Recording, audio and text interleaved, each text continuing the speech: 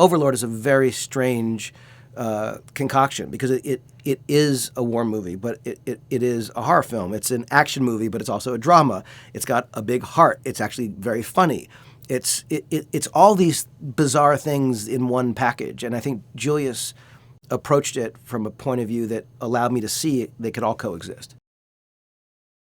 I think the thing that I loved the most about the premise was that it took a sort of classic World War II adventure movie and it smashed it into a sort of monster horror film. And the idea of those two coexisting just felt like it could be an incredibly intense and fun ride. And the thing about, a war story is you don't need more monsters than humans in that world. The horrors of war are already there.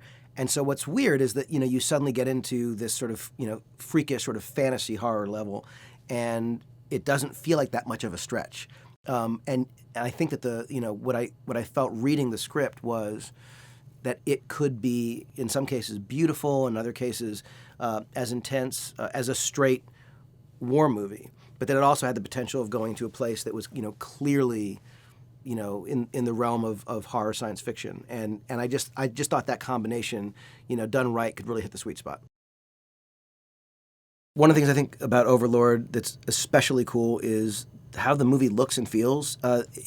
It's got I think a big and beautiful production vibe, and part of that is like the set designs that John Henson did, and some of it is the fact that we were on these really awesome locations. The village that they go to, Ciel Blanc, which, while it was a set that was built, has, I think, an incredible look and feel to it. And when they go into the lair underneath the church on the hill, what you find down below really is creepy and terrifying, kind of maze of labs that you find underground. I just think it was beautifully built, incredibly done, and wonderfully shot. So I think we're really lucky that the production looks as good as it does on a movie that is as scary and genre specific as it is.